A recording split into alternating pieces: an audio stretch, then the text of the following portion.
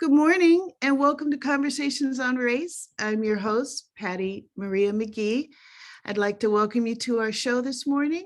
First of all, we'd like to welcome our technician who is doing her very best to help us manage this podcast and get everything in order. Thank you, Ms. Sharon Wright. And I'd like to welcome our co-host, my cousin. I don't know why she profiled and we can't see her face. There she is. Miss Noel, Dr. Noel Mubaira. She's all the way from Wilmington, Delaware. Then we have our co-host, Dr. Margaret Norris. She's our Georgia Peach down there in Georgia, and she is an author, an educator. And our guests today are the beautiful Jocelyn Williams. Hello, Jocelyn. And her husband, Dr. Angelo Williams, will be here momentarily. And I hope we get a visit from baby Jonathan, the baby in the Williams family. But today, we're going to talk to you about a couple things. First of all, the amazing love story that Dr. Williams and his beautiful wife have to share with us.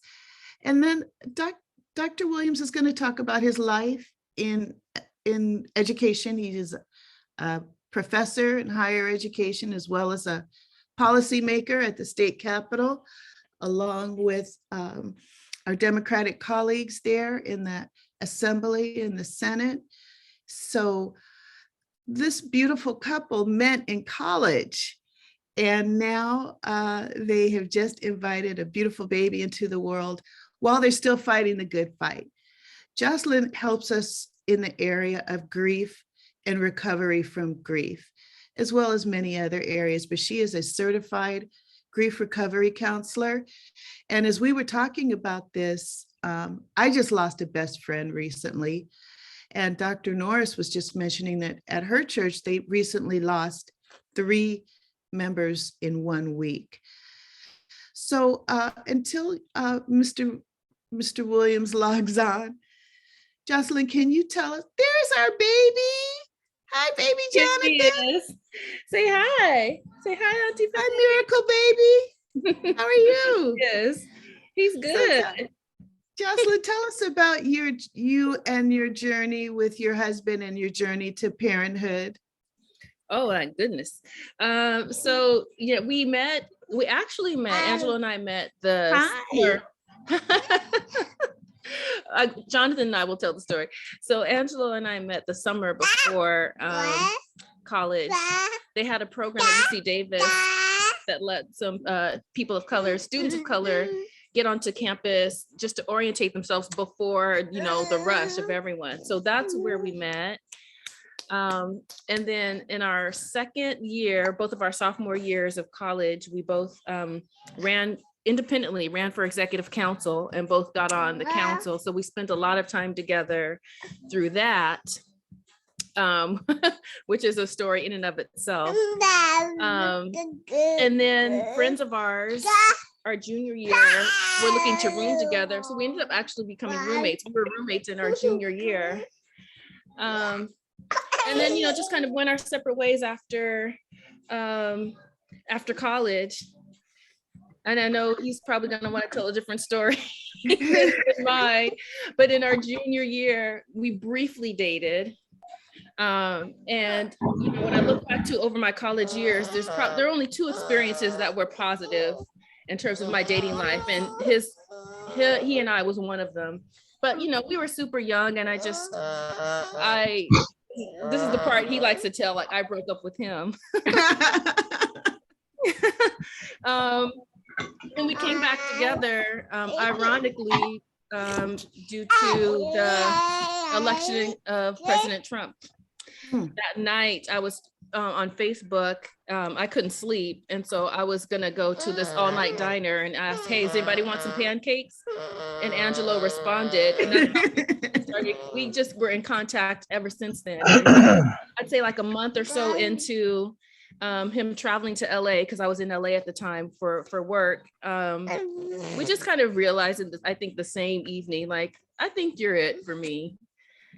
And I'll stop there because he'll want to tell his version. Welcome, Dr. Williams. Yeah, you know, the Welcome reason to why the I got on late is I wanted to hear which story she's gonna tell. Well, we were Mhm. just mentioning about your broad background, and Sharon, she's our technician, and she of course is the one who introduced us. And I was telling her that I consider you a relationship expert because of the advice you used to give to me. And we used to talk about this, Jocelyn, before he asked you to marry him and did the proposal. And he used to say, Patty, I want to marry a woman who's going to tattoo my name across her neck. And so when he was telling me about you, I'm like, so did she get the tattoo? And he said, well, no, she didn't need the tattoo. So Dr. Williams, we're all women here. Mhm. And we like to know how men think. Sure. So one of the jewels of advice you gave me one time, and I've always remembered it, and that is, if a man says all the right things and does all the right things, that's the one you need to be weary of, because some men are just actors and they just Mhm. act the part to get, to what they want. So can you Right. talk to us more about your perspective for all of these single women out there? Sure. I'm always happy, first of all, to do anything related to you, Patty. Thank you. For people who don't know, Patty is she's my actual sister, right? Not by blood, but just by common cause. And if you know Patty, I mean, it's really simple. To know Patty is to love her because she's You. that person. She's that person that looks out for you when you're not even looking out for yourself. She'll be in a conversation with somebody else and bring you up just because she cares about you so much and she's excited so much about whatever you're doing that she then just starts to talk. So I think this show is really evidence of that. So I'll try to weave in an answer to your question by talking about maybe a little bit about my family background that led me to to being prepared to kind of enter marriage. So great family. Um, I was predominantly raised by women. Definitely, my father raised me. Don't get me wrong.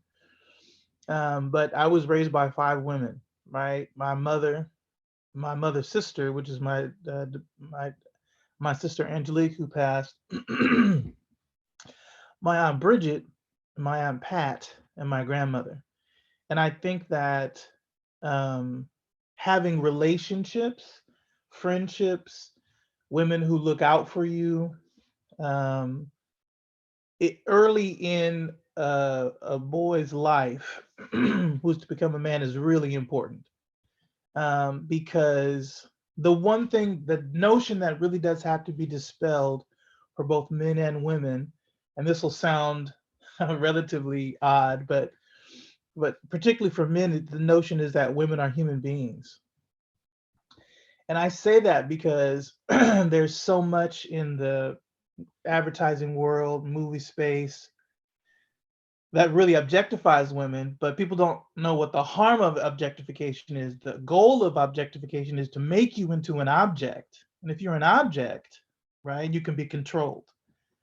And if you noticed how women are described, they're always described from their, physical appearance, right? What I mean by that is that the most often phrase used to describe women is cute, but cute things are small things, and small things can be controlled.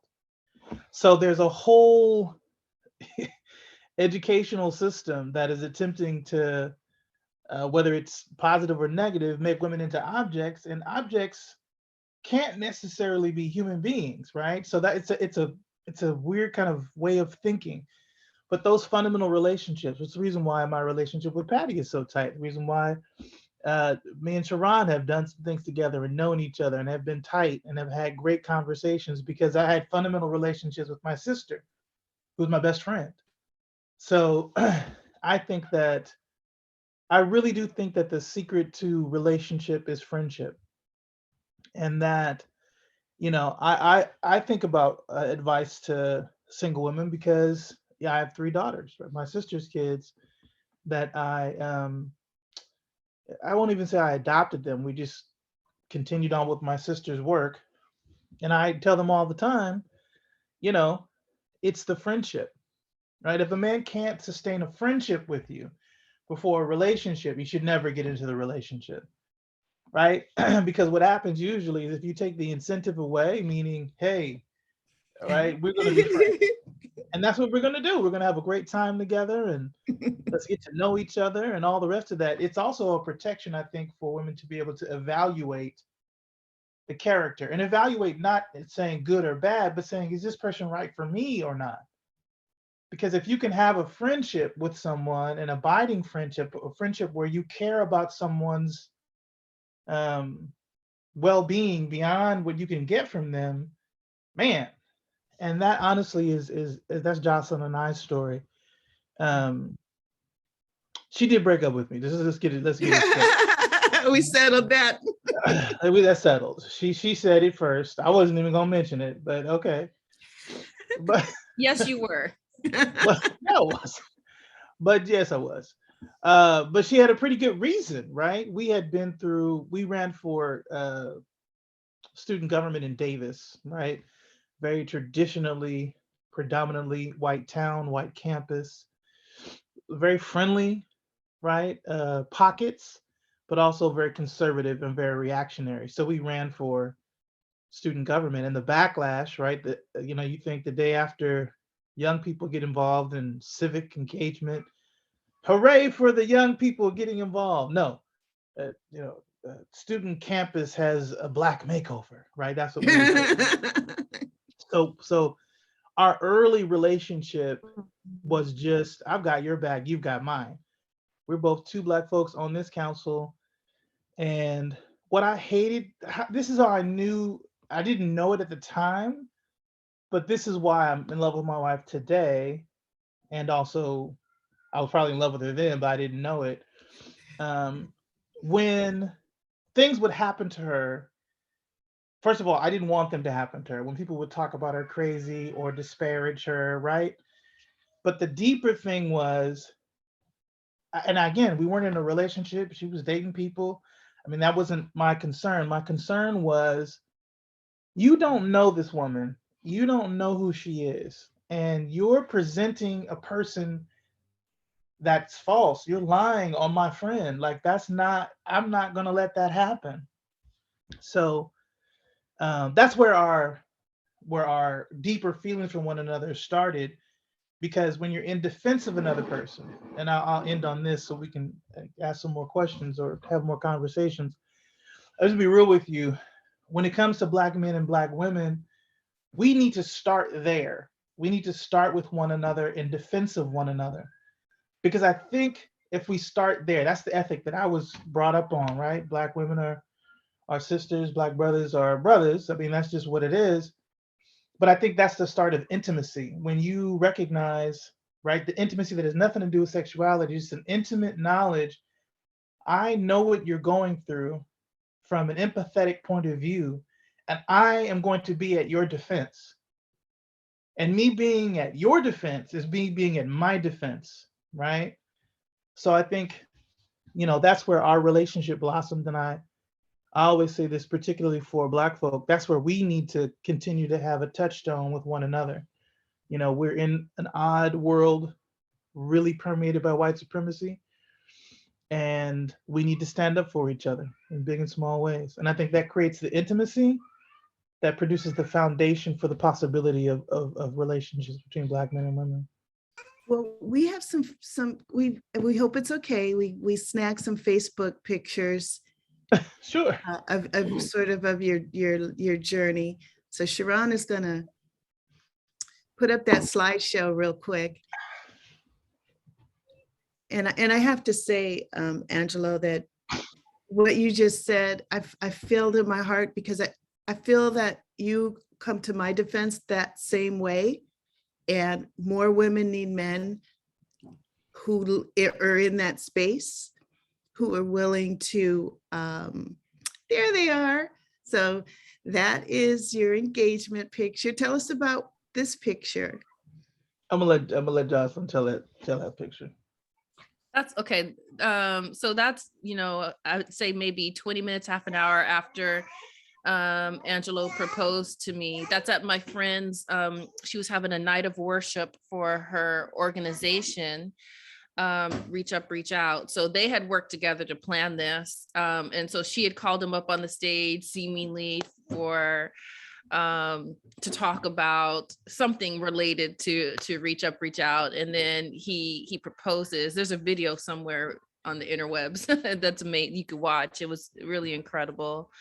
We tried to find it. Oh man, I know it's there somewhere. And then Okay.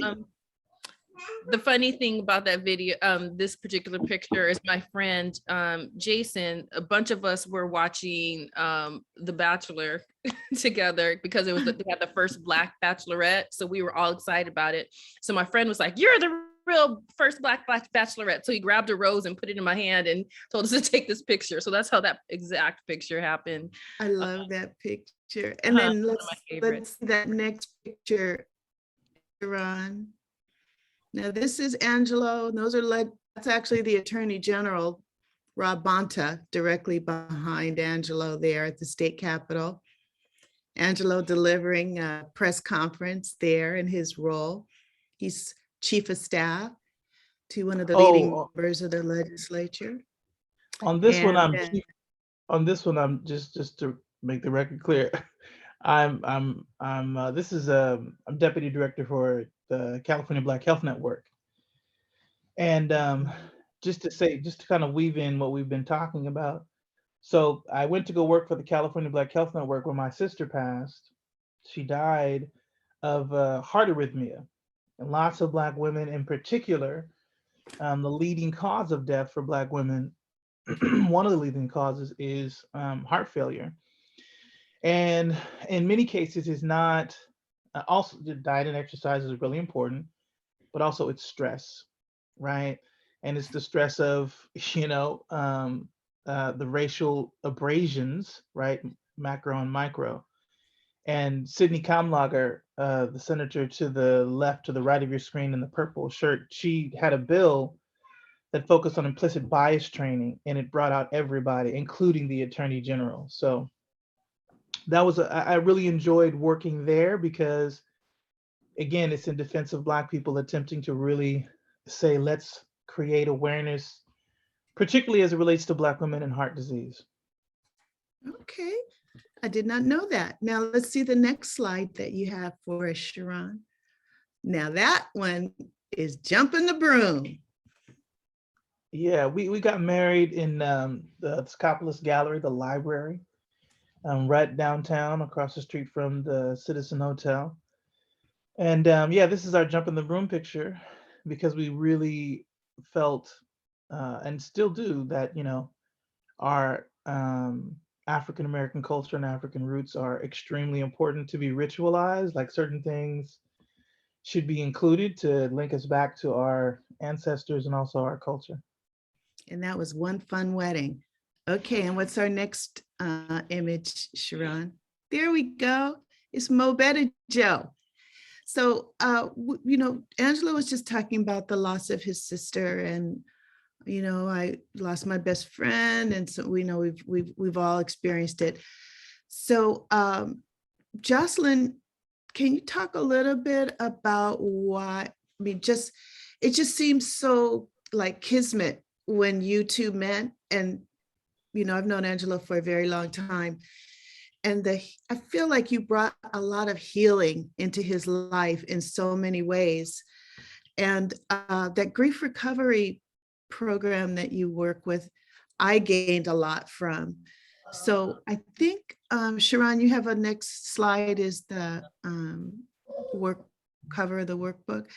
So in talking about grief, and let's see, we're at the 20-minute mark for the show, which means we have 10 minutes left for this edition, and then we're going to take just a 1-minute break, and then we're going to come back with part 2. So if you could just maybe, this says there's 6 major concepts that prevent you from moving forward. Can you go through those within the next 10 minutes? And then when we come back with our next show, we can explore the issue of grief more fully and grief recovery. Sure, I can go through them relatively quickly if Sir Jonathan lets me. So there's been some just misinformation really about how we are supposed to handle our grief. And so these like 6 major concepts that we call them are really the 6 major myths around what you're supposed to do when you're grieving. Oftentimes, these are things that family members have told us or other friends have said because we've learned them, but we don't know that they're not helpful. So we continue to say them to one another. And probably the biggest one is don't feel bad. And sometimes people don't say those words, don't feel bad, but what essentially people say when somebody's expressing the pain that they're feeling is they're trying to tell them to not feel what they're feeling, like think something else or just feel something else, but not being present with that person. So that's the first myth is just don't feel what you're feeling. But that's physiologically, we have emotions and they have to be processed properly or they're just going to stay inside of us. And then the second one would be the idea of replacing the loss. So if you have a loss, all you need to do is go out and get something that's similar to it, and then that will help you feel better. But you still have a relationship to whether it's a person or a thing that you've lost that has to be dealt with.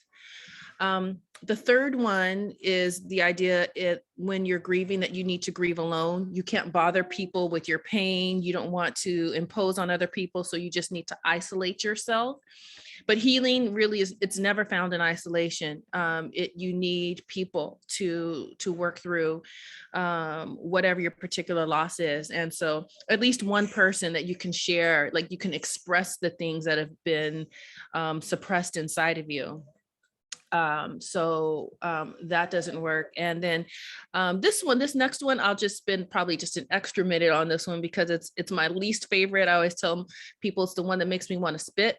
And it's the idea of being strong. And it's pervasive in culture. Like there's this idea of strength as being looked at as the be all end all. But what it also does is it prevents you from processing what's actually going on inside of you. And it allows people to look at the outside of you and make judgments like, oh, well, they look like they have it all together. And then nobody actually has the, sometimes I guess the foresight or the ability then to think the second thought. It's like, they may look like they have it all together, but what's actually going on the inside. And for Black women in particular, like we have grown up with that moniker of being a strong Black woman. So then what does that mean in terms of what we're actually feeling on the inside? Like we need the space and the ability to process what we're feeling. And when we don't feel like we have that or we're supported in that, then we'll just pretend that we have it all together and keep up this, facade of strength, but not process what is really lurking inside of our hearts and our souls. But so this one is really hard because a lot of people really believe, no, I have to be strong, and it gets perpetuated in media. I've heard countless journalists talk about, oh, this person looks so strong. And so it's just something that we kind of think of as truth when it really is one of the worst ones of all for me. And then the last two would be just to give it time. The idea is if you just let enough time go by, then your problem magically solves itself. But time in and of itself doesn't heal anything. It's time plus what you do with that time. And that's the recovery part that I work with. It's like the actual action steps. Like here's how you work through your emotions, and that with time, those two things will help you get to a place of recovery. And then the last one is just really keeping yourself busy. Like we think if we just keep ourselves super busy and get occupied in either our work or whatever it is, volunteering, our friends, and we get some good feelings from that, we think that helps us, but our pain is still with us. Our emotions that we haven't processed are still unprocessed and suppressed inside of us. until we actually work through them. So really quickly, those are the six major concepts of how we think we should be dealing with grief, but it's really misinformation, and it really keeps us stuck in our pain. Now we're running out of time, so we want to pick up this topic when we come back for our next show. There was, I think our co-hosts have some questions. Can we get those questions in 4 minutes, you think, panel? I think we can begin. I don't think we can get them all in 4 minutes, but I'm going to ask this question of both Drs. Angelo and Dr. Jocelyn. Listening to you speak about the relationship, I noted breakup to makeup. And what I said in my notes is that breaking up can result in a form of grief.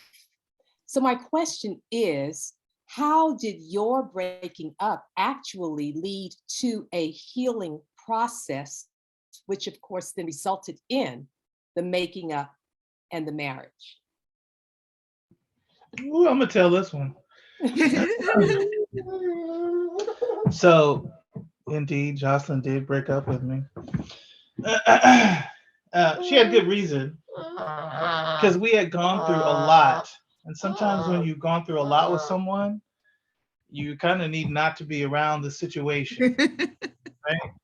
So what was interesting is that of any breakup ever in my entire life is the best breakup ever. I can't remember how she put it to me, but I remember responding like, well, if that's what she needs, then I guess that's all right. I mean, of course, emotionally, I was like, what happened? What went wrong? I called a mutual friend. I was like, man, can you talk to her? And but maybe about, I don't know, 6 months, maybe a year later, she was involved in some relationship with somebody. And I pretty much knew that it was, but I think I went over to her dorm, and we just sat there and talked. And I told her years later, I was like, yeah, girl, you was looking tired. Your lips was chapped. Like, what happened? Like, she ain't treating you right. He ain't treating you right. What's going on? But what I remember most in the immediate piece was, you saying hi, Bubba? Thank you, baby. So what I remember most though is that the friendship retained. So even though she was with somebody else, I was going to check on her and see about her. So by the time we got back eventually later, what we knew and understood is that that base of connection was always there. That's how I see it, I think. Okay, well, I'm going to go ahead and we have 2 minutes left. Can you get your question in, co-host Dr. Mubaira? Or shall we wait till the next episode? Dr. Cousin. Yes, I'm here. Are you? And I think it's 10:29 now. I think it's more in line with where we're going in discovering, exploring grief. So okay. Well, what we're going to do, Sharon, can you put up that last photograph real quick?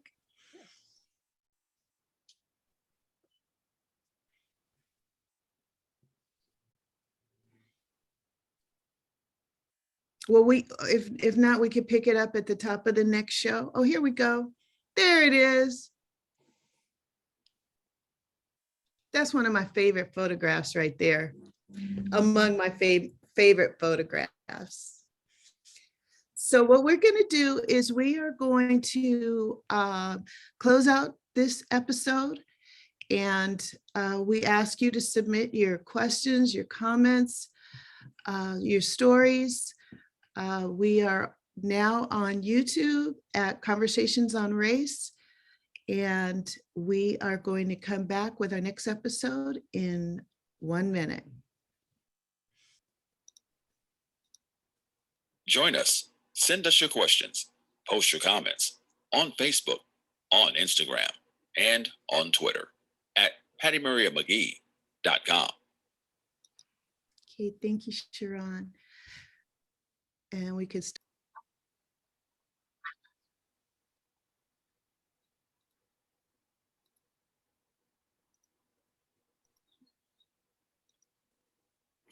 We all go through life searching to discover who we really are. When we look within, we gain perspective into who we really are. Who were our ancestors? Those men and women upon whose shoulders we stand. Conversations on Race is a podcast that celebrates the inspirational voices of those who are on a journey towards self-discovery through dialogue, scholarly research, and education. Let's enjoy our uniqueness, make strengths of our weakness. Every episode of Conversations on Race will explore a true life story through the lens of a unique family history. Any questions about DNA, genealogy, census data, and oral history? Join us. Send us your questions. Post your comments on Facebook, on Instagram, and on Twitter at Patty Maria McGee, the inspirational voices we hear on this journey called life. Conversations on Race with Patty Maria McGee, who we really are. Okay, thank you all for joining us. We are now with our guests. That's Jocelyn Jackson Williams and Dr. Angelo Williams. They're a beautiful married couple with an amazing history and a unique story about how they became a married couple with a child from dating in college. So with that, I'd like to introduce our team, our technician, Sharon Wright, our co-host, Dr. Noelle Mubaira. She's with us from Wilmington, Delaware, and she's my cousin who I found. We found each other because of genealogy research. Dr. Margaret Norris, she's our Georgia Peach down there in Hotlanta. And then we have the beautiful Jocelyn Jackson Williams, who is our guest today with her handsome husband, Dr. Angelo Williams, my longtime friend and colleague. And so we talked a little bit in the last show. We met your beautiful son, Jonathan. So you talked a little bit about your journey in dating to marriage. Can you tell us a little bit more about your journey to becoming a family and what that was like emotionally? Sure. I think I'll start from the beginning, which was when I was a kid. I was having a conversation with my mother and I was telling her how I wanted to be a twin. I was like, my dream was to have a twin brother. And she told me, I actually wanted to have more children. The doctor said I couldn't have children after you. I always wanted a girl who would be Jocelyn, and I was going to have a son and name him Jonathan. So that's where Jonathan's name came from, because I said back then, it's like, okay, when I get older, I'm going to have a son and I'm going to name him Jonathan. And so that dream lived inside of me my whole life. I didn't consciously think about it, hardly ever. But by the time I turned 40, I just started to feel really funky. And it took a while for me to realize it's because I had all these dreams, these unfulfilled dreams inside of me. And I was getting to an age where they were, where people start saying it's just too late for you. And then, Angelo and I didn't get married still for another 5 years. So now I'm in my mid 40s, and trying to get pregnant. And just not having the easiest of times. And as you can imagine, the medical profession is just not really excited to help women in their 40s get pregnant. So it was a journey of faith, absolutely. But I had felt that we should continue to try. And I just felt that there were enough signs along the way for that. I felt like this is what we're supposed to be doing. One of the things Angelo did when we were dating is he would always buy me little gifts. One of the first gifts he bought me was a bib. It was a baby bib. Aww. That said, I love sushi, because I love sushi. So he just made it really clear early on that he, just how committed he was. And I just felt that, he didn't make that up on his own. I feel like that what God gave him that desire. And I had my own desire too. And I had a promise that I made my mom early on in my life that I just felt like it somehow it's going to be fulfilled. And so, I was first, when I wasn't getting pregnant, I would get really, just sad and disappointed. and then there was a flip, and this was a different kind of sadness. Then it flipped to each month when I wasn't pregnant, I expected to not be pregnant.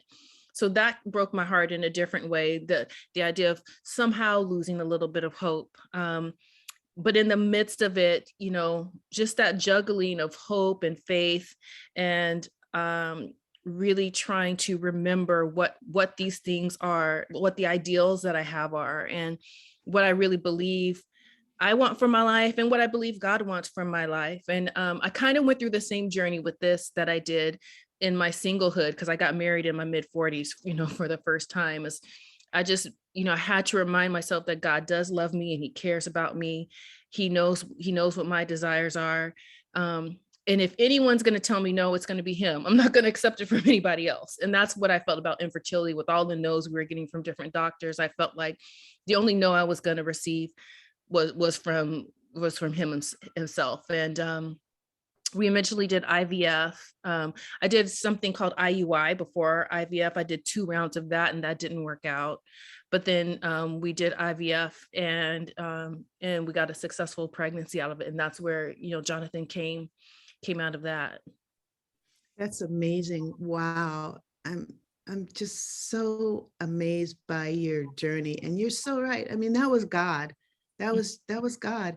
And Miss Norris, when she saw it, she has a son named Jonathan, and I believe it's spelled the same way. The traditional way, Jonathan. Yes. Jonathan. Yes. That's incredible.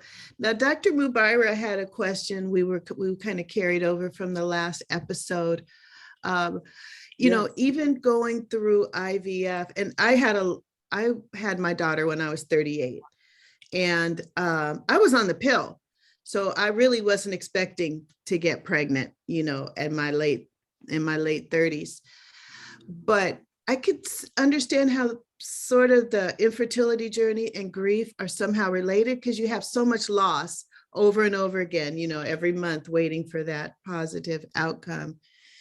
So Dr. Mubaira, do you want to go ahead with your follow-up question? Or Yeah, it was really along those lines.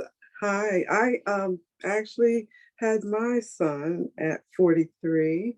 Similar to you, Patty, wasn't expecting it. It is not the norm to just pop up pregnant. And it's been a joy.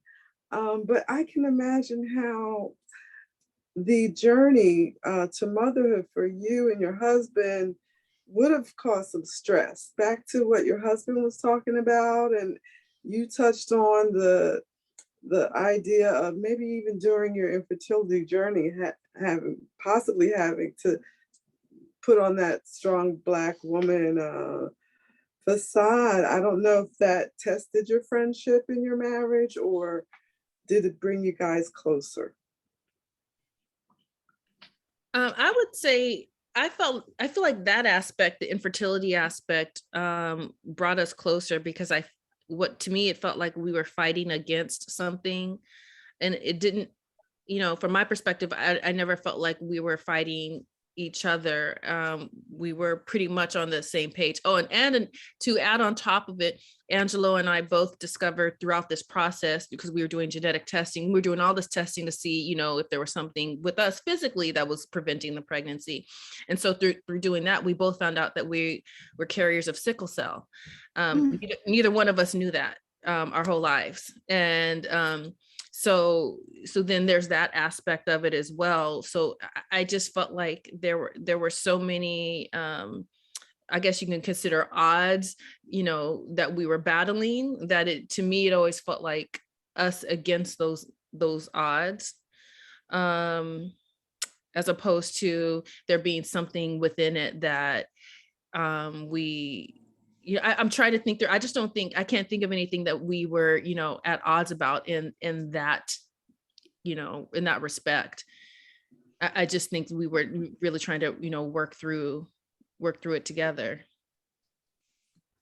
I have a question that along those lines, listening to you, what I heard you say basically is that this was a journey of faith, and that you learned to listen to the voice of God.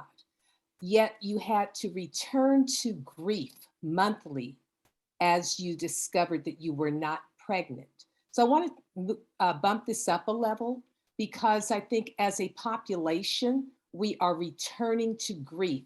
Having been in COVID for 2 years, people were dying one after another in succession, and families, of course, had to adjust during that period. However, now that we're returning to church, returning to schools, returning to in-person meetings, what's happening is that there's a return to that original grief, because as you look around at empty pews that were once occupied by those who have gone on, there is the reality hitting people in the face.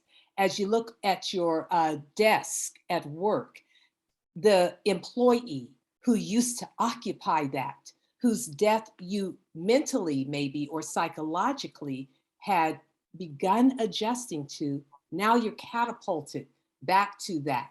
So now that we return to grief, how do you then adjust to this new and painful reality? It's an excellent question. We have a few working definitions. When I say we, I mean myself and the Grief Recovery Institute that I partner with and work with. There's a few working definitions that we have of grief. And I think the one that's most pertinent to what you just asked is that grief is a change in a familiar pattern of behavior. So we were all used to life in one particular way before the pandemic. And then, one of the many losses that many of us experienced were deaths of friends, family members, and coworkers. And like you said, when we go back now to to different environments where there are no longer people there, when you see that, when you are now faced with it, one of the things that I hope, people will start to do is to be very practiced at acknowledging what they see, acknowledging the difference. Because if you're used to suppressing things, if you're used to, well, let me just think about this instead, or let me just get back to work, let me just keep myself busy so I don't have to deal with my emotions. So many of us were never taught how to process our emotions. We've just learned how to do something else instead. So my hope as we enter into this new season, I guess you can call it, is that we are very practiced at learning how to process our emotions, to talk about what we're feeling, to acknowledge it, to not set it aside. I'm going to just deal with it with another time and never get around to it.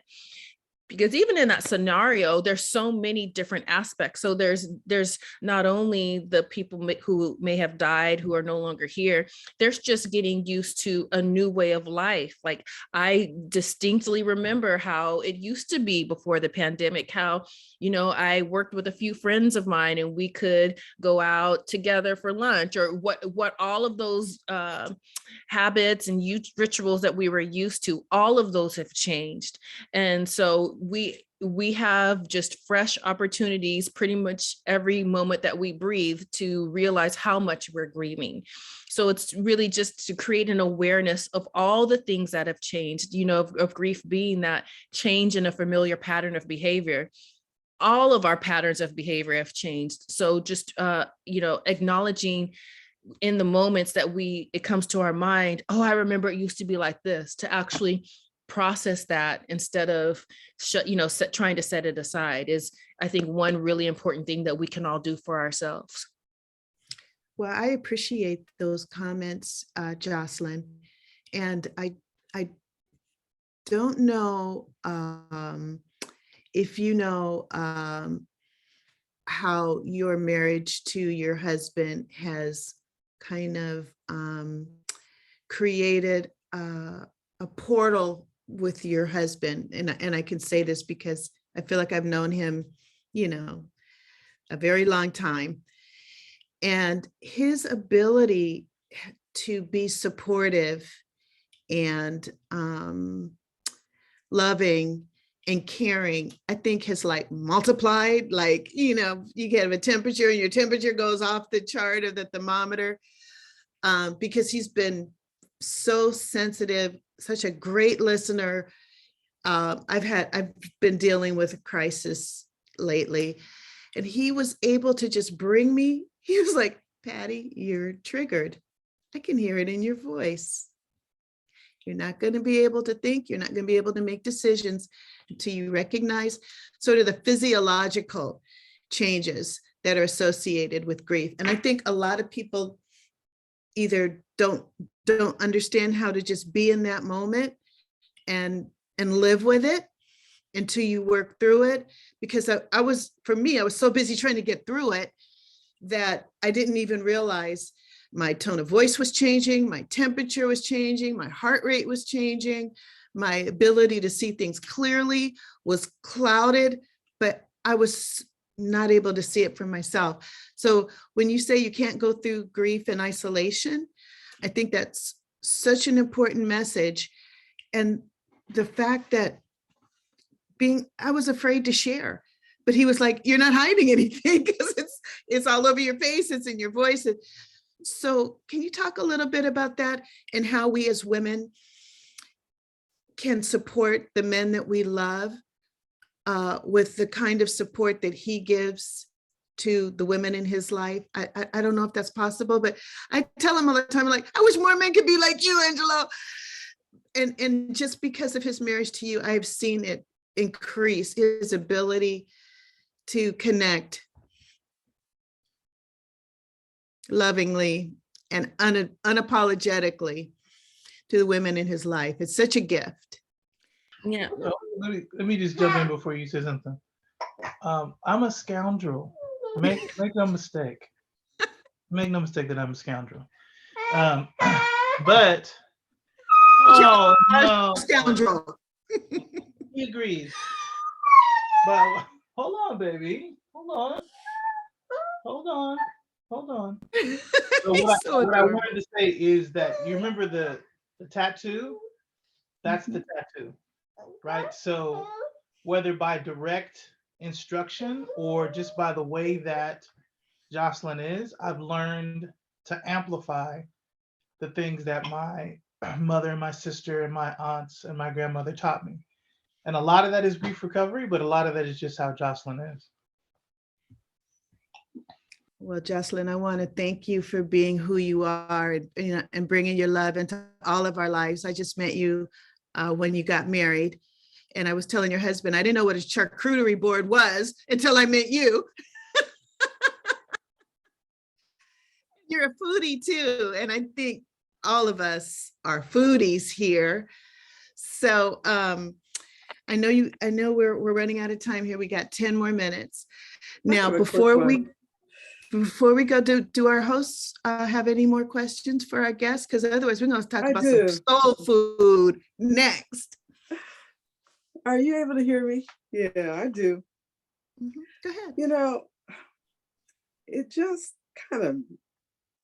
it hurt my heart to hear you say, Jocelyn, that in your infertility journey, you had to sort of advocate for your own process. I mean, I know that infertility and IVF, number one, it's a very expensive process. Mm-hmm. And it seems like you're the client in that situation. And I think it's normalized in communities that are not of color. Did you feel like you were fighting against some systemic just racism in terms of what's expected for and what is possible for you as a Black woman? Absolutely. I don't want to disparage the health organization that we were dealing with at the time, but it was one particular organization. My cousin, who's a year younger than me, was going through the same thing at the same time. She had an even worse experience where when she went for her consultation, I don't know if it was the practitioner or the nurse actually had the nerve to say to her, well, can you even afford it? So there's this attitude of you're engaging in some, like we're somehow imposing upon the health organizations in what we're, attempting to do of our own desires. And, the consultation I had with the nurse was just very debilitating, to say the least, which, you know, if I had listened to her, I wouldn't have Jonathan now, because she absolutely was trying to talk us out of it and tell us that, you know, I think it's a financial decision for the organizations, in a sense, like they don't want to waste their money on something that they don't feel is going to work out anyways. So, you know, Angelo's so well connected in this town. We found a friend of his found UCSF for us, basically, who is just really pioneers in the area of reproductive health. And so the doctor I had there still had the same, it was interesting. She still had the same concerns that the other doctors had, but she said, I see your hope and I see the faith that you have. I'm going to operate off of that faith and go to the board. Like, she actually had to get permission from the board to help treat us, because at this age, I was 46, I think 46 or 47. So it takes, you know, it's not an easy journey for every woman. It takes having the right medical professionals on your side, which I had to find. You know, I had to do a lot of digging, but just you know, I would say it's systemic racism, but it's also, I think it's financial and not, you know. It's a class thing too, yeah. It's absolutely a class thing. And I don't, you know, in professionals not wanting to, in their mind, even have to deal with something that they already feel by statistics isn't in your favor. But it's my decision. It's, you know, it's our life and it's our decision. If we want to move forward in something, and, you know, especially for my cousin, it's none of your business how much money I do and don't have, and how I would pay for something. But that's the thing that's really infuriating for me, is the lack of humanity in the way that certain medical professionals treat you and talk to you. They forget it's the same issue that doctors have. You're always talking to a human being, regardless of how many past experiences you've had and what your experiences have been. You're talking to a new human being now. And so deal with that person as themselves, as their unique person, as they are. That goes for anybody in any profession, but and that's why the work your husband did with the California Black Health Network was so important, because they actually focused on that topic statewide, because Black women have that issue when you walk in the door, if you have a cold, you know. So it's every level of the healthcare access for Black women. We like Dr. Noel was saying, it's almost like we have to fight just to get what we're already paying for. And that is for the service. The good part about it, yeah, I was just going to say, the good part about all of that was I did learn how to advocate for myself in a way that I never knew how to do before. So I had to, you know, I learned the hard way how to do it, but it's a good thing to have.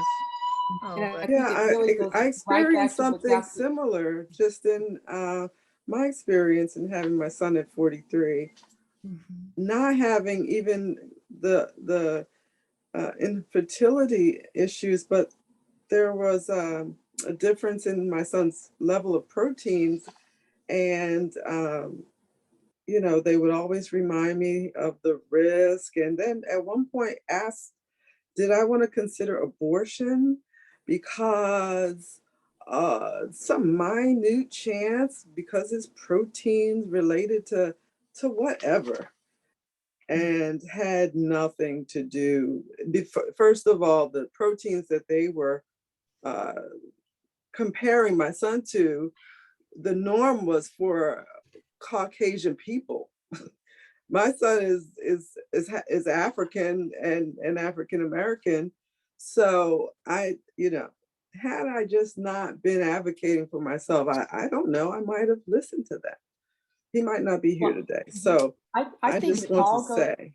It all goes back to what Dr. Angelo was saying at the top of the top hour, and it's about how women have been objectified. Yes. And so now today, we are to resurrect ourselves, advocate for ourselves as human beings, first and foremost, and to settle for nothing less, and to do that unapologetically. And I think as we do that, we're going to see more and more little Jonathans coming, full circle. We're going to see more and more beautiful couples, such as Dr. Angelo Williams and Jocelyn Williams. And we're going to see ourselves as a whole, nurtured people who are continuing to progress. We've got a lot of healing to do, because we have been buried as a people. We have been buried, especially as women. And so in our own grief, we need to work through that, and redefine ourselves as the human beings that we always were and that we're always intended to be. Amen. Amen, for sure. Amen.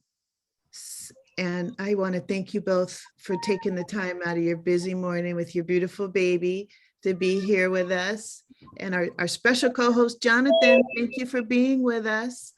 We have about 2 minutes left, and we have a guest logging on that may have some questions for you. So as soon as Sharon gets the audio connected, we'll ask our guest. Okay, hello, Miss Yvonne. Thank you for logging on with us this morning. Thank you. Thank you for having me.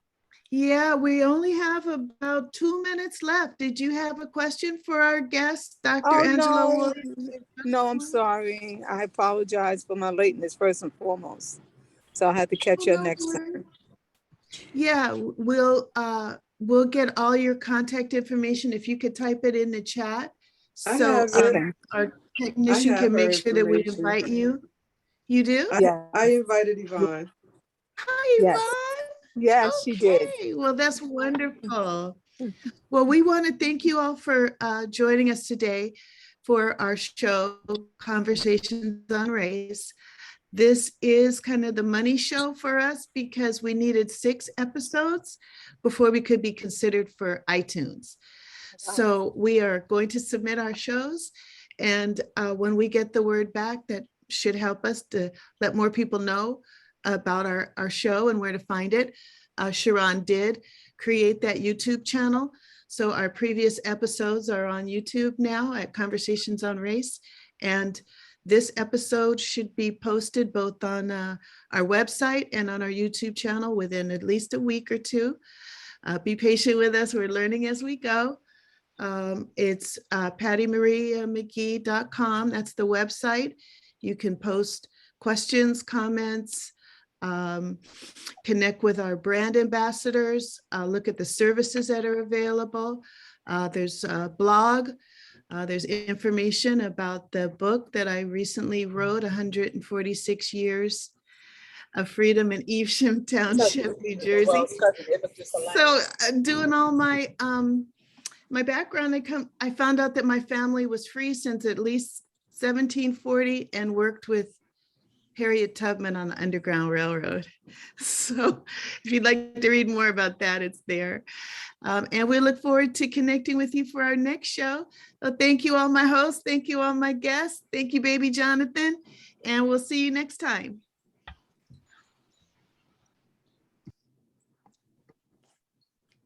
Okay, Join us. Send us your questions. Post your comments on Facebook, on Instagram, and on Twitter at pattymariamcgee.com.